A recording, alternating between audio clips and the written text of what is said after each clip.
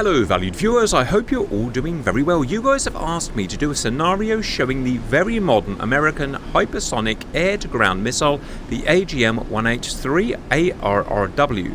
Now the first problem I have is that I looked and we've actually already used this weapon way back in January 2024. Could a US B-21 with the AGM-183 hypersonic missile strike Moscow? In this case we used the 183 against a static ground target. We showed that its large standoff range meant that it could beat Russian frontline interceptors using modern long-range missiles, and the high re-entry and terminal velocity of the missile could beat the S-400 and other Russian SAM systems. So in this case we figured we'd do it against a naval target, and what better defended naval target than a modern large Chinese carrier strike group. First, a bit about the weapon. The 183 ARRW, that's Air-Launched Rapid Response Weapon, is a hypersonic air-to-ground ballistic missile developed by Lockheed Martin. The boost glide vehicle is propelled to a maximum speed of more than Mach 5 by a rocket motor before gliding towards its target. My understanding is this is the first US air-launched hypersonic missile. And here it is today's scenario. This is Guam in the Pacific Ocean. 400 miles to the west is an approaching Chinese carrier strike group, and a large one. At the centre, a Type 003 Fujian class carrier, their latest carrier. In front are two Type 055 destroyers, their largest non-carrier warships, here and here. Defending starboard, port, stern and a plane guard are four Type 052C destroyers. America have decided that the Chinese are not going to come any closer to Guam, so they're going to launch their AGM-183. Trailing that carrier group is a modern American SSN. The SSN is going to obviously detect the acoustics of the vessels, classify them and send their coordinates back to B-52 bombers operating from Guam, which will proceed to strike. Now, we've never used the 183 before in sea power, and so this is a kind of scientific test. So to get a baseline, I figured let's first do an attack with more established older weapons. So the first attack is going to be 3 B-52Gs. Each is going to be equipped with variants of the AGM-84 Harpoon from the 1980s, 1990s. They're going to fire from a standoff range of about 70 or 80 miles. More than 30 time on target subsonic harpoons. We're going to see how that does against the strike group, and then we're going to bring in from a larger range of 400 miles the AGM-183. So first let's run the harpoon attack. And in we go. The LA class is starting to classify the threats, and we can see the largest noise is that guy there at 78 decibels and increasing, which of course must be the carrier.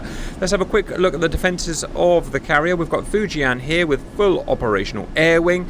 We've got 4 Type 052Cs, each with 48 HQ-9B, their primary air defense weapon. Range about 160 statute miles. Long-range surface-to-air missile, that's going to be their mainstay of defense today. Also, in terms of defense, they have 100mm naval gun and I think twin 30mm Sea-Whiz. No, just a single one on the bow there. They also have 2 of their larger cousins, the 055, with a really strange helicopter on the back there. It's probably just because I haven't installed the helicopter mod. They have 48 HQ-10 close-range SHORAD defensive missiles, 80 of the larger HQ-9B, all BLS launched obviously. Single 130mm naval gun and a single 30mm Sea-Whiz again on the bow. Each of my initial buffs with AGM-84s have 12, so that's a total of 36. I'm going to pause, I'm going to say, can you please attack the carrier? And can you please attack the carrier? And you as well, and go attack. 36 harpoons, how are they going to do?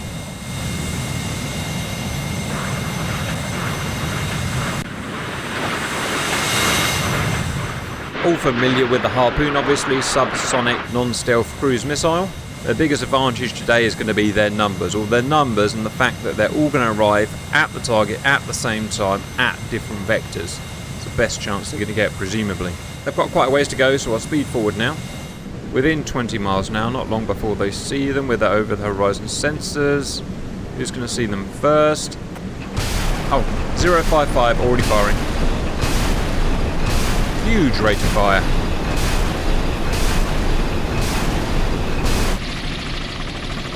Massive rate of fire. 052's firing.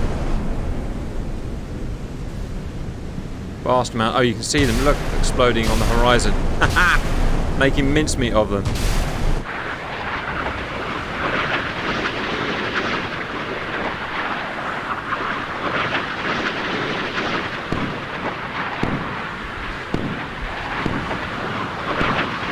Boom.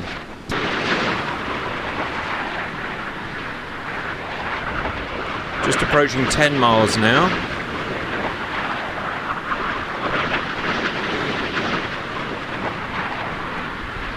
Eight miles. 7 miles. 6 miles. Carrier in view. Locked onto the carrier.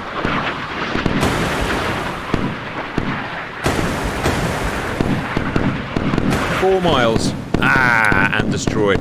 Well, that's actually a bit better than I thought they were going to do. 4 miles. And that pretty much marries up with DCS as well. 36 old style 80s missiles, time on target, can get to within about 5 miles of their target, but there's just too much stuff defending for them fully to get through. You need over 50 to start overwhelming defense. Right, let's start now with our hypersonic missile. Let's just try one first of all. Welcome back. The first advantage we can see of the 183 is the range. Maximum range of the Harpoon in its latest configuration was what, 150, 160 miles? The 183 range of over 1,000 miles, so today we're going to be taking a moderate shot at about 400 miles, so let's get with it. You, Mr. Buff H, let's have one of your finest ARRWs, R's, against that guy there. By the way, viewers, how do you pronounce the phonetic R? I don't know.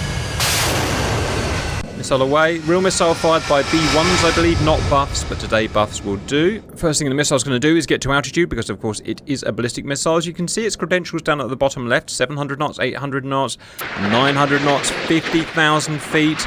It's a ballistic missile, so it's going to go very high, obviously, depending on the range it's trying to achieve, and it's going to be trying to achieve 400 miles today. So in real life, that means it would probably go up to about 500,000 feet above ground level, maybe even higher. Now, we have restrictions in sea power, it's important to say, as per DCS. In sea power, we can only go up to 100,000 feet, so it's going to basically follow the ballistic arc up to 100,000 feet, level off at 100,000 feet, do the journey at 100,000 feet, and then intercept the ballistic arc on its way back down, and then follow that arc, which is a bit annoying. In DCS, you have a similar restriction. We're restricted to 300,000 feet, so it's a bit better in DCS. Now, is it actually a problem? Well, not really, because the Chinese carrier group in real life, or in game at least, does not have exo-atmospheric interceptors anyway, interceptors that can hit a missile above 100,000 feet, so it's kind of a moot point. If we were firing at an American carrier group, which had SM-3s, exo-atmospheric interceptors, then that would be a problem, because they would be intercepting the missiles much higher up, much further away. So there's something to bear in mind, but for today it shouldn't really matter. HQ-9Bs are the max missiles that they have.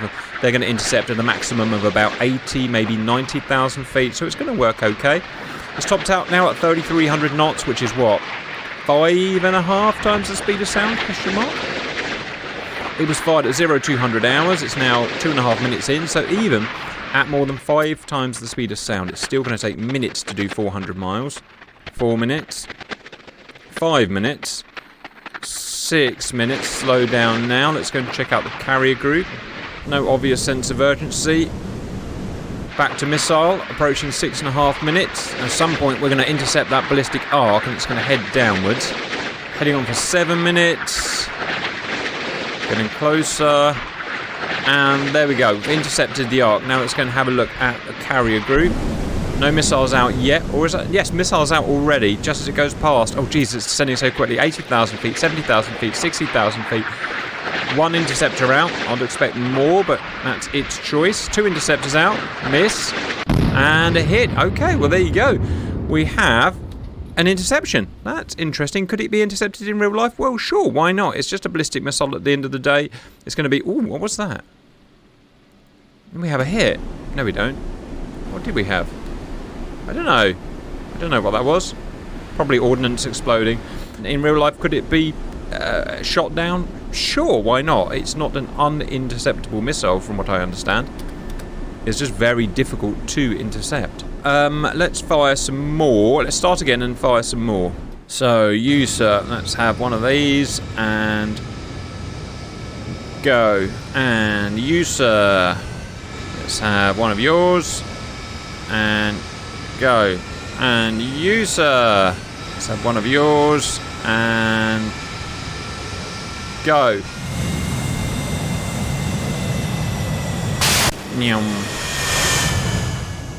Missiles in transit, nothing to watch, so speed it up 20 times. Place your bets. 3 missiles, more or less time on target.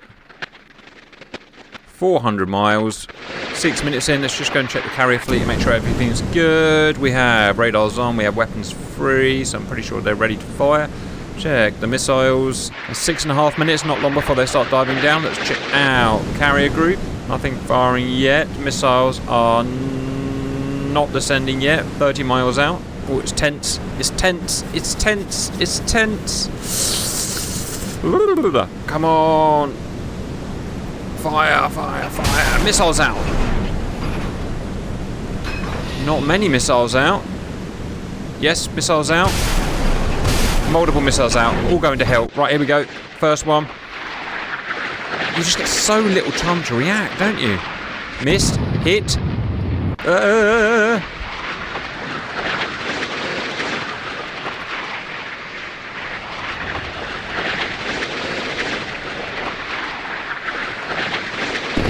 Hit.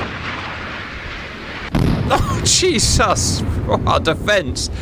I don't know. That kind of happened quickly. 2 were destroyed by HQ-9s from the front ships, and the third one, I believe, was destroyed from whatever the carrier has. What does... Oh, the carrier has HQ-10s.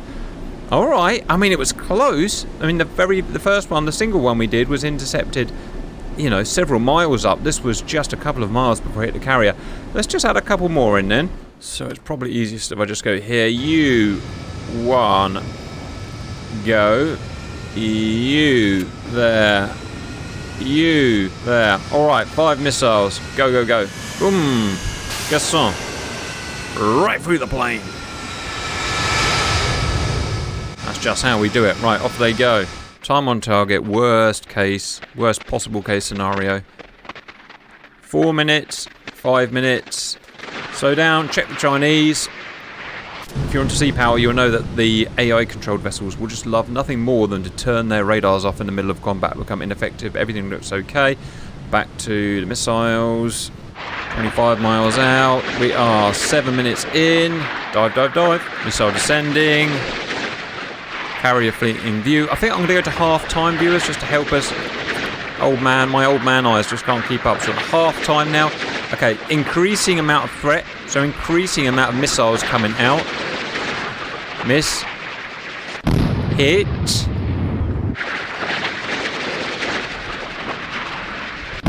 Hit. Similar to last time.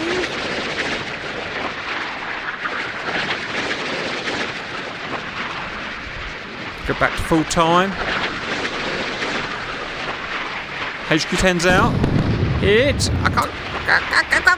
Oh my balls. 1. Look how close it's got. Look how close it's got. Right. Is it going to get through, viewers? Set your faces to freaking stun. Go. Oh,